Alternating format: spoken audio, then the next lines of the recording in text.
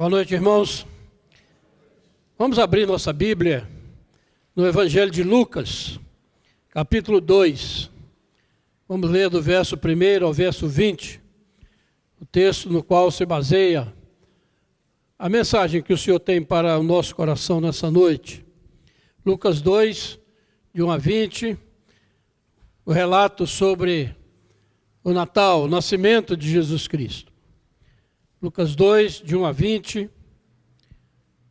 vamos ler, diz assim a palavra do Senhor. Naqueles dias, foi publicado um decreto de César Augusto, convocando toda a população do império para recensear-se. O primeiro recenseamento, foi feito quando Quirino era governador da Síria. Todos iam alistar-se, cada um à sua própria cidade.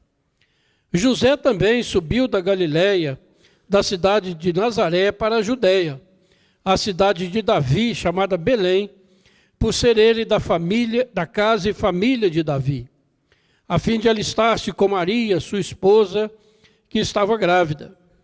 Estando eles ali, aconteceu completarem-se-lhe os dias, e ela deu à luz a seu filho primogênito.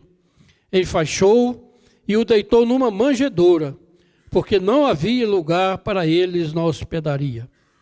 Havia naquela mesma região pastores que viviam nos campos e guardavam seu rebanho durante as vigílias da noite. E o anjo do Senhor desceu aonde eles estavam, e a glória do Senhor brilhou ao redor deles, e ficaram tomados de grande temor. O anjo, porém, lhes disse: não temais, eis aqui vos trago boa nova de grande alegria, que o será para todo o povo. É que hoje vos nasceu na cidade de Davi o Salvador, que é Cristo o Senhor. E isto vos servirá de sinal: encontrareis uma criança envolta em faixas e deitada em manjedoura. E subitamente apareceu com o anjo uma multidão da milícia celestial, louvando a Deus e dizendo: glória a Deus nas maiores alturas, e paz na terra entre os homens a quem Ele quer bem. E ausentando-se deles os anjos para o céu, diziam os pastores uns aos outros: vamos até Belém, e vejamos os acontecimentos que o Senhor nos deu a conhecer. Foram apressadamente, e acharam Maria e José, e a criança deitada na manjedoura. E vendo-o, divulgaram o que lhes tinha sido dito a respeito deste menino. Todos os que ouviram se admiraram das coisas referidas pelos pastores. Maria, porém, guardava todas estas palavras, meditando-as no coração. Voltaram então os pastores, glorificando a Deus e louvando a Deus por tudo o que tinham ouvido e visto, como lhes fora anunciado. Amém. Senhor, lemos a Tua palavra, e ela por si mesma é suficiente. Mas pedimos que o Senhor nos dê a iluminação do Teu Espírito Santo, para entendermos, ó Deus, a mensagem que o Senhor tem para o nosso coração nessa noite. Abençoa-nos, ó Pai, e faça-nos entender a Tua palavra. Nós oramos em nome de Jesus. Amém.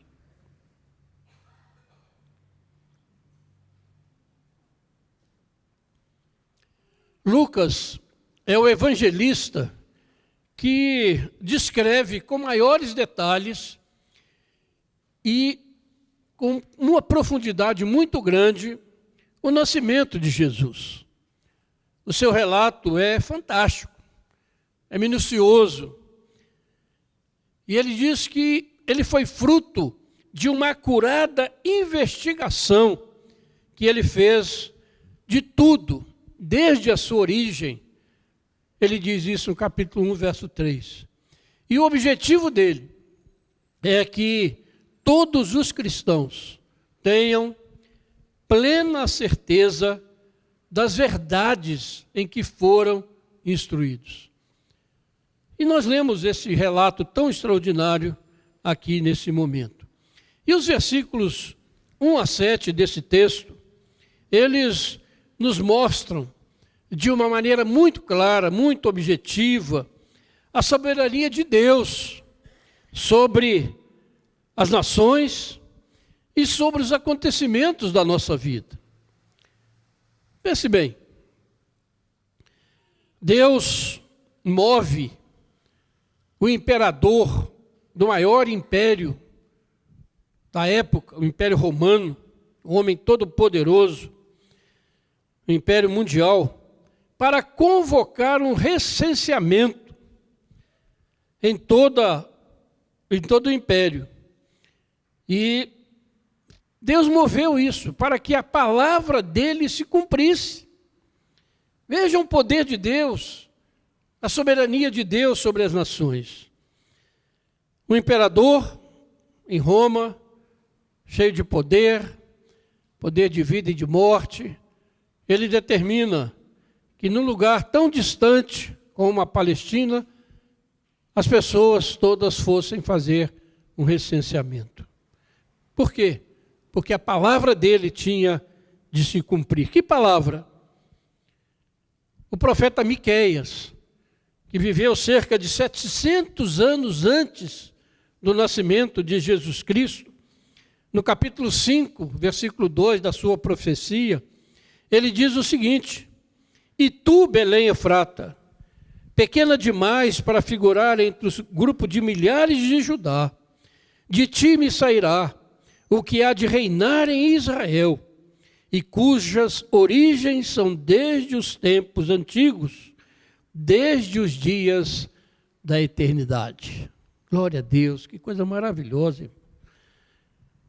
A palavra, Deus move os poderosos deste mundo para que a sua palavra se cumpra.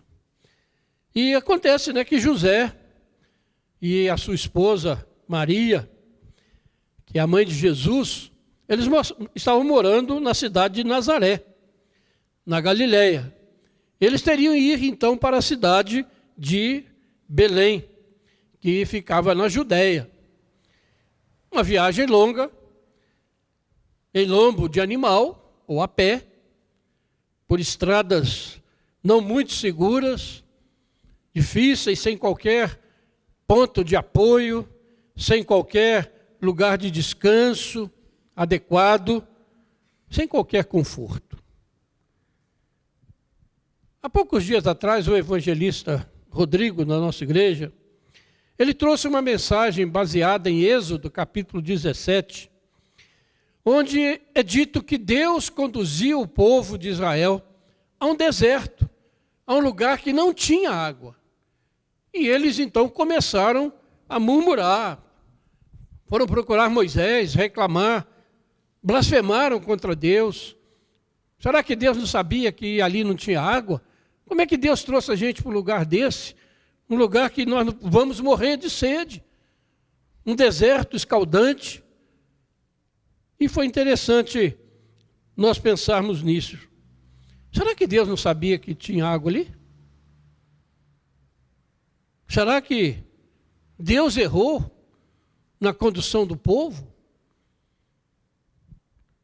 Imagina bem se a gente estivesse lá. Se você estivesse lá, sedento, nervoso, bravo, um calor tremendo, você olha para aquele lugar e não tem água, qual seria a sua reação? Não seria muito parecida com a daquele povo? Você não ia murmurar, reclamar? Deus tira a gente lá do Egito, a gente tinha uma vida até confortável lá, era escravo, mas a gente tinha o que comer, aqui não temos o que beber. É interessante isso, né, irmãos? Que como é que Deus conduz as coisas. Isso nos leva a pensar também na reação possível que José e Maria também tiveram a receber a ordem do imperador para ir para Belém. Pense bem se nós estivéssemos também ali e recebêssemos uma ordem assim. Iríamos dizer, o José era carpinteiro, dependia do seu trabalho. Ele não tinha carteira assinada, não tinha todos os benefícios que tem, dependia do trabalho dele. vou ter que largar o meu serviço, vou ter prejuízo, para ir em Belém, para satisfazer o imperador, está lá em Roma, no maior conforto do mundo, manda uma ordem absurda dessa, e eu vou ter que sair agora com a minha mulher, que está grávida, está quase nos dias de ganhar neném, e vou ter que ir lá para Belém, uma viagem difícil, cansativa. Será que nós também pensaríamos assim? Igual aquele povo lá no deserto. Mas, irmãos, pense bem nisso. Né? Deus, mais uma vez, Ele mostra o seu compromisso com a sua palavra. Deus trabalha entre os maiores, os mais poderosos deste mundo, para que a palavra dele se cumpra, para que o povo dele, o propósito dele, seja realizado.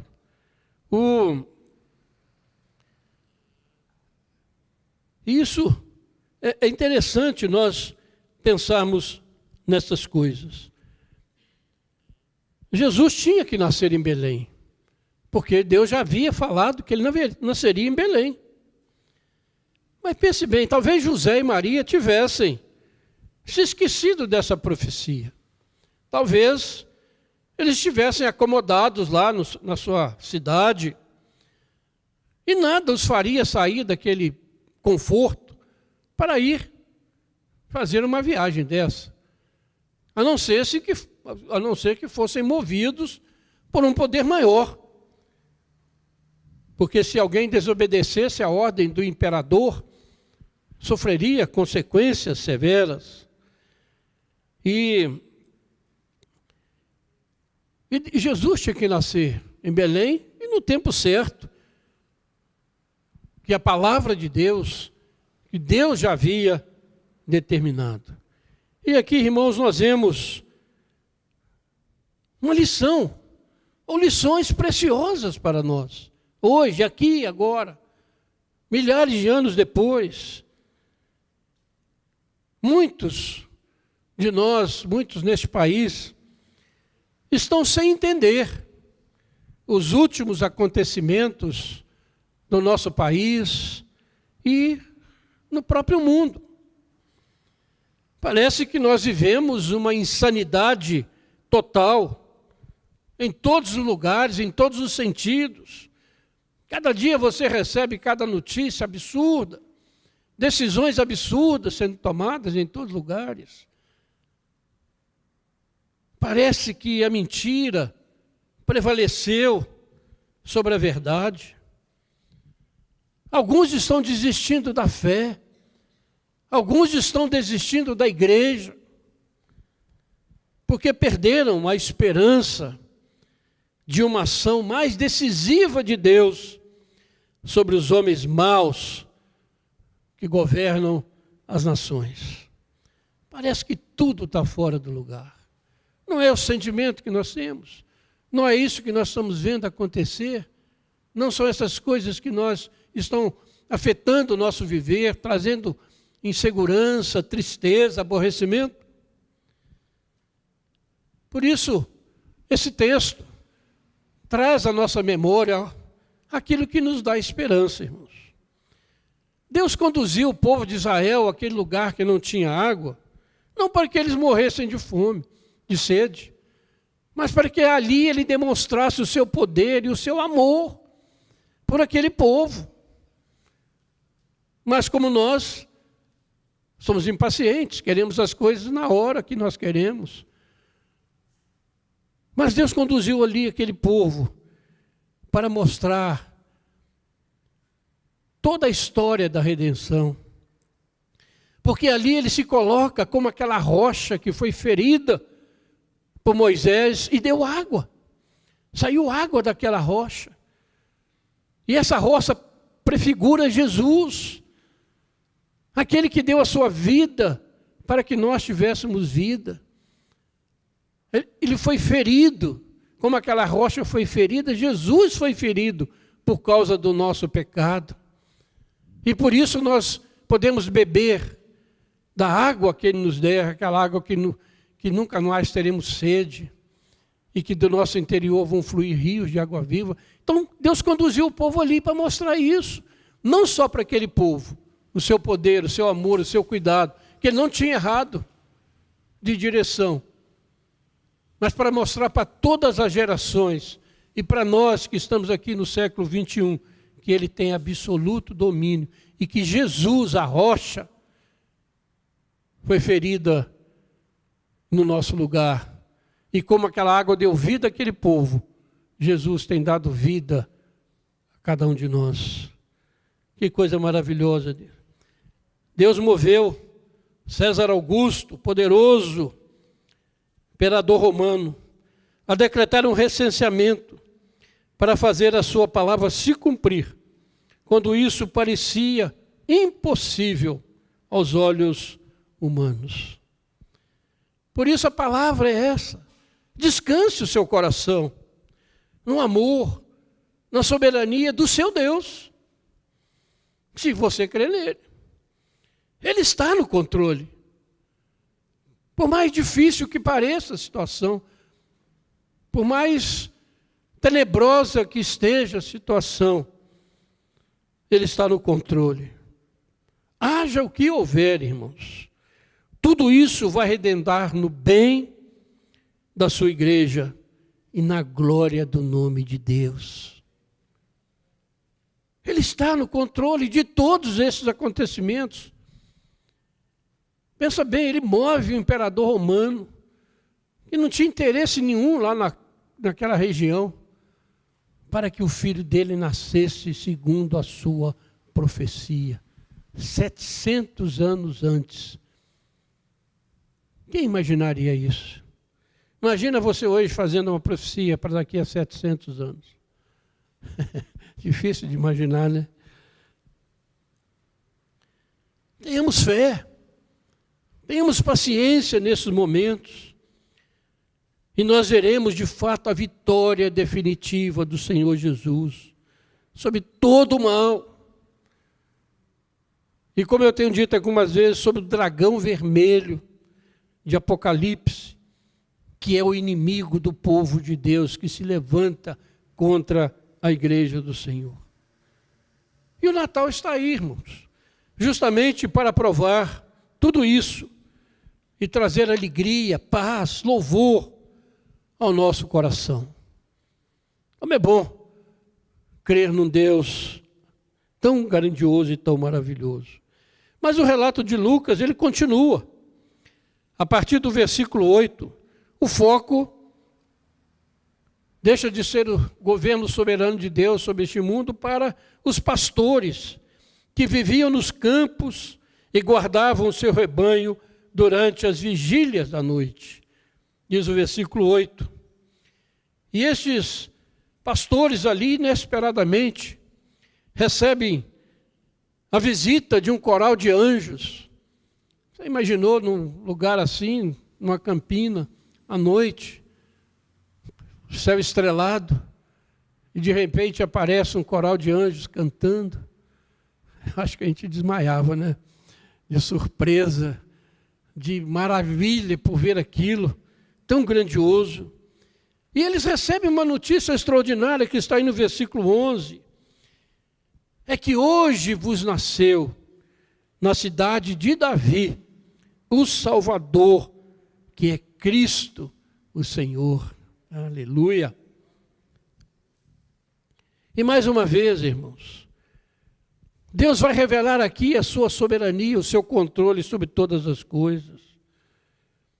Vamos lembrar que a ressurreição de Jesus, ela foi primeiramente anunciada a mulheres, e essas mulheres aqui foram as primeiras testemunhas da ressurreição de Jesus.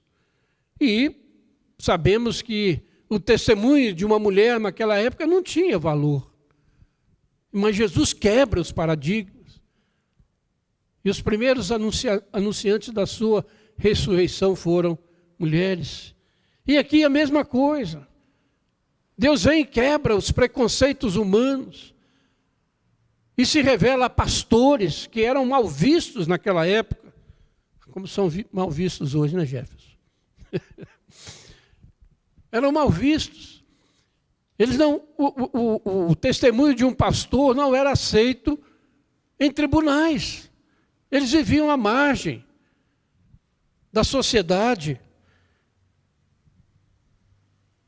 Mas Deus vai e revela para eles que o seu filho havia nascido em Belém. Ele mostra a soberania dele. Ele faz do jeito que ele quer. Com quem ele quer. Não do jeito que nós queremos. Não do jeito que nós imaginamos ou que nós queremos determinar para ele fazer. Mas ele faz isso por amor, irmãos. Aqueles pastores se tornam pessoas testemunhas em primeira mão do nascimento de Jesus. E eles, depois de receberem essa grande e extraordinária mensagem, eles tomam algumas decisões. E eu quero colocar algumas delas aqui para nós nesta noite, para que sirvam também para nós, ao comemorarmos e nos relembrarmos desse Natal, ao revisitarmos o Natal.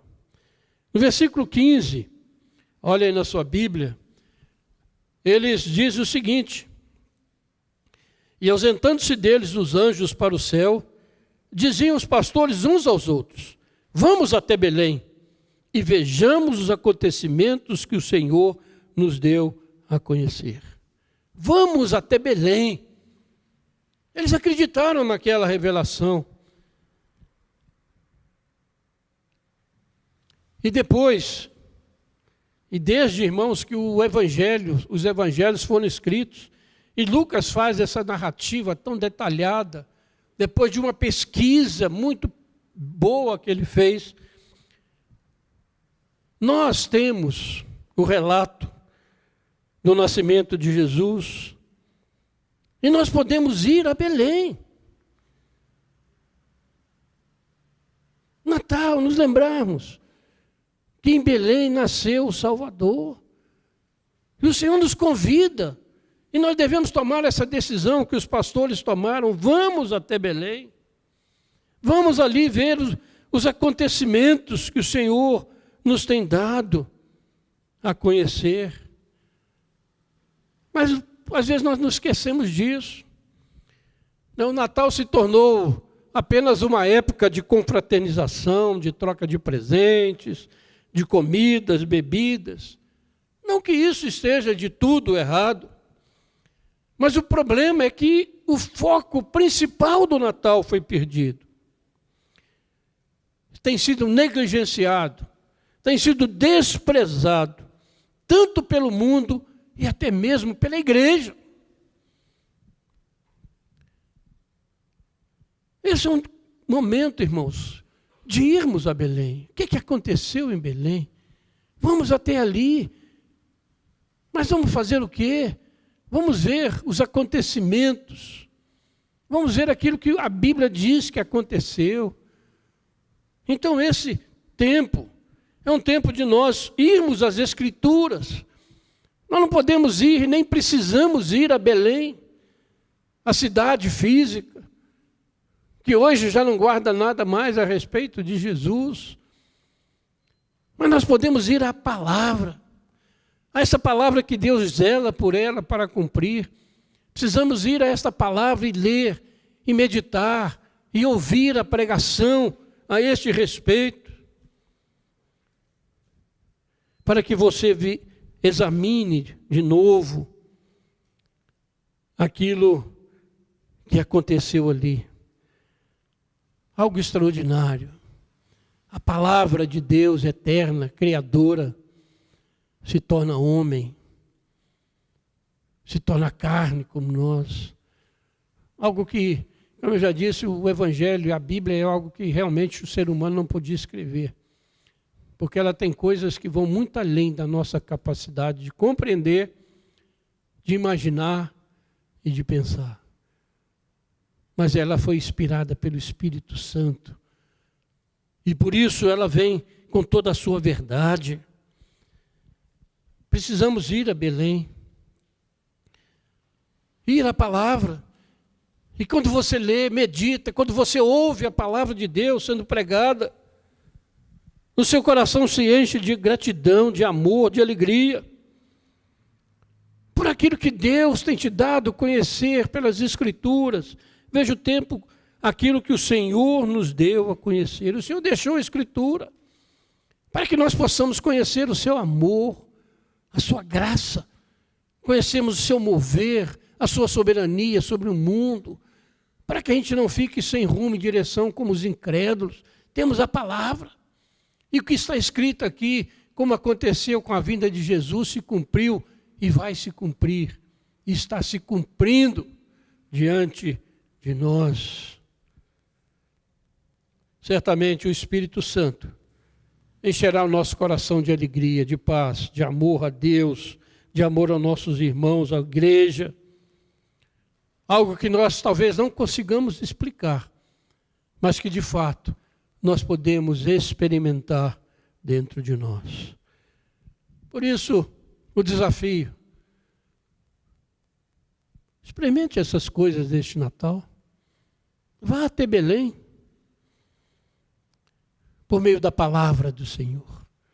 Estamos indo nessa noite, te dando uma pequena amostra, mas você pode ir por você e experimentar e ver os acontecimentos que o Senhor tem nos dado a conhecer. O mundo desconhece, nem sabe que Jesus nasceu, mas você pode ir e ouvir: e tu, Belém Efrata, pequena demais para figurar entre as maiores de Judá, de ti há de sair aquele que vai governar o mundo por toda a eternidade. Que privilégio, irmãos, que maravilha. Mas uma segunda coisa que aqueles pastores fizeram, além de ir a Belém, está no verso 17. Eles divulgaram o que lhes tinha sido dito a respeito deste menino.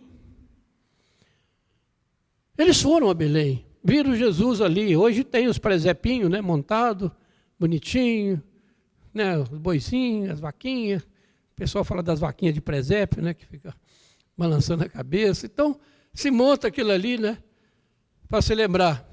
Mas eles não ficaram ali naquele presépio, eles não ficaram ali naquela manjedoura, né, contemplando aquela criança, seus pais, mas pelo contrário, eles saíram e foram divulgar. E agora, irmãos, preste bem atenção. O que eles foram divulgar? Pense bem. Eles tiveram uma das maiores experiências que um ser humano pode ter. Eles viram um coral de anjos. Alguém aqui já viu? Já viu um anjo, 2, 3, coral? Agora um coral de anjos cantando. Gente, a gente ia correr para contar para todo mundo. Poxa vida, Deus apareceu, um coral de anjos. Nós vimos, cantou uma música maravilhosa, uma música divina. Mas eles não fizeram isso. E a gente vê a diferença, irmãos. Hoje tem gente com as experiências tão fraquinhas e sai contando para o mundo inteiro. Escreve livro, vai para a televisão, contando isso, aconteceu comigo, eu fui no céu, fui no inferno, fui não sei aonde, aconteceu. Só ele. Só testemunho pessoal. Os discípulos, os pastores não. Vejam bem o que diz a palavra. Divulgaram o que lhes tinham sido dito a respeito desse menino. Eles não ficaram orgulhosos do seu chamado, do seu privilégio. Agora nós temos credibilidade. Agora eles vão respeitar a gente, porque nós tivemos uma experiência. Os anjos apareceram para a gente. Não, eles não falaram uma palavra sobre isso. Mas foram dizer aquilo que a palavra dizia sobre aquele menino. Testemunho da Bíblia. Quer saber sobre Jesus? Vai para a Bíblia. Não é aquilo que as pessoas falam aí, que Jesus é isso, Jesus é aquilo, mas nunca foram para a Bíblia, nunca leram. Então é aqui que está. E isso é o tempo, irmãos, de nós proclamarmos. Natal vem para isso. para a gente proclamar aquilo que a Bíblia diz a respeito daquele menino que nasceu em Belém. Não é para contar as nossas experiências extraordinárias. Glória a Deus por elas. São importantes. Mas o mais importante é você dizer que em Belém, nesse tempo, nasceu Jesus, o Salvador, aquele que veio a este mundo por amor à humanidade, que veio aqui para entregar a sua vida, para que nós tivéssemos vida. Como aquela rocha no deserto foi ferida para dar água, Jesus veio para ser ferido e morto no nosso lugar. É isso que nós precisamos proclamar, irmãos. No Natal, as pessoas gostam de contar as suas experiências emocionantes, de que ajudaram o próximo, de que deram cestas básicas, que deram presentes para as pessoas que não tinham. Vamos contar isso. Natal todo mundo gosta de mostrar amigável, solidário, compassivo. Ótimo. Precisamos disso. Bom, às vezes aquilo que a pessoa não fez o ano inteiro, ele deixa fazer no Natal para contar. Né? Até tem reportagem de televisão, né? Vai lá na televisão, estou fazendo isso, estou fazendo aquilo, estou arrumando presente aqui. Mas o Natal nos desafia a contar aquilo que é dito a respeito desse menino que nasceu em Belém. Que oportunidade temos, irmão, de proclamar essa verdade a esse mundo caído, a esse mundo sem esperança, a esse mundo que está perdido, ao povo brasileiro que não sabe mais para onde ir, para quem apelar, o que fazer.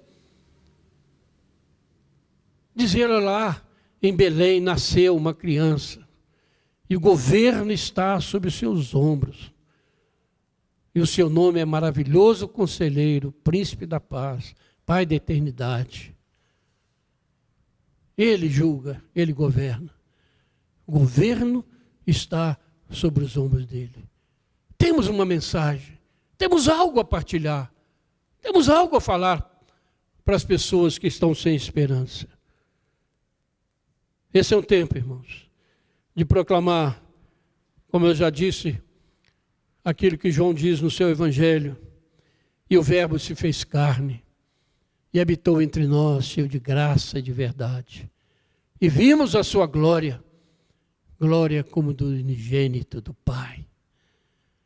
E é graça sobre graça que nós recebemos do Senhor. Por isso não se cale. Na lição de hoje falou muito sobre isso, né, presbítero Fábio? Não se cale. Talvez não seja ouvido, talvez te despreze, talvez te humilhem, dizendo que você perdeu o juízo, acreditar em historinhas. Proclame, porque essa é a única esperança que resta para esse mundo caído. Se te ouvirem, muito bem; se não ouvirem, azar deles. Porque sem a mensagem do Natal não há esperança, irmãos. Porque Jesus é a luz que ilumina o mundo. Ilumina a vida de todos aqueles que o recebem pela graça, mediante a fé. Ele é a única esperança. Mas além de ir a Belém, de divulgar, uma terceira coisa que aqueles pastores fizeram está no versículo 20. Diz: voltaram então os pastores, glorificando e louvando a Deus por tudo que tinham ouvido e visto, como lhes fora anunciado. Vejam a ênfase de Lucas na revelação bíblica. Aquilo que lhes foi anunciado. Louvando a Deus. Não tanto por aquilo que eles tinham visto, mas por aquilo que havia sido anunciado a eles pela palavra. Por isso o Natal é esse tempo, irmão, de glorificar e louvar a Deus, porque a sua palavra bendita, eterna, tem anunciado o seu grande amor por nós, este amor que está em Cristo Jesus, nosso Senhor.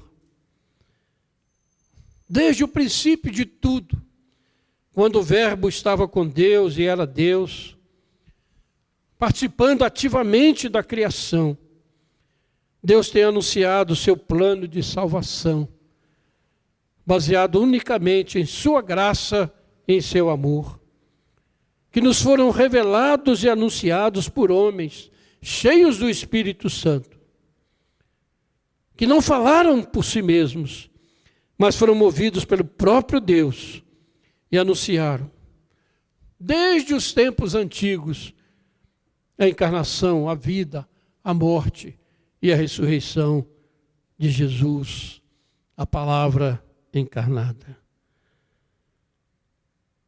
Aquele que não considerou que o ser igual a Deus era algo que ele deveria reter a qualquer custo, mas pelo contrário, ele se esvaziou, assumindo a forma de servo e tornando-se semelhante aos homens.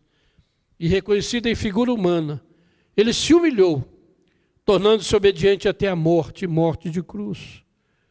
Por isso também Deus o exaltou sobremaneira, ele deu um nome que está acima de todo nome, para que ao nome de Jesus se dobre todo o joelho, nos céus e na terra e debaixo da terra, e toda língua confesse que Jesus Cristo é Senhor, para a glória de Deus Pai.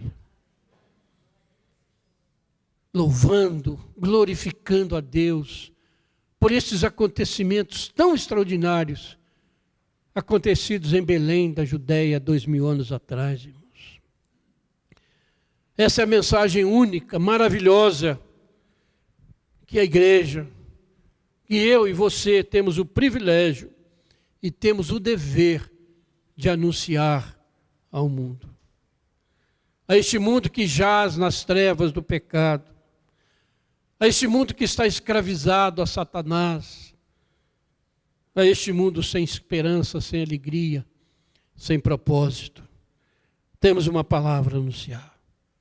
Portanto, irmãos, Natal não é apenas o tempo de celebrar o menino que nasceu em Belém, mesmo porque esse menino cresceu, se tornou um homem maduro e foi pendurado numa cruz por causa dos nossos pecados. É tempo de anunciar, de glorificar, de louvar a Deus, porque tudo isso nos foi anunciado, nos foi revelado pela palavra de Deus. Concluindo, irmãos, vamos viver intensamente o Natal com os nossos familiares, amigos, com a igreja, porque realmente é um tempo especial. Lembre-se que o seu Deus se fez carne. O seu Deus que se fez carne é o Deus soberano, que governa a história do mundo, governa a sua história, governa a história da sua vida, governa a história da sua igreja. Vamos nesse Natal ir até Belém, vamos até Belém, pela palavra do Senhor, e renove a sua fé, renove a sua esperança, renove o seu amor a Jesus. Mas além de ir, proclame que no Natal, na cidade de Davi, nasceu o Salvador, que é Cristo Senhor. Proclame que o Natal é tempo de salvação e de perdão de pecados. Louve, glorifique o nome do Senhor por tudo que você tem lido, visto e ouvido sobre o Filho de Deus, que nos amou e a si mesmo se entregou por nós, e que voltará em breve, em poder e glória, para consumar o seu reino eterno. Que Deus nos abençoe, irmãos. Que você tenha um feliz Natal. Vamos orar?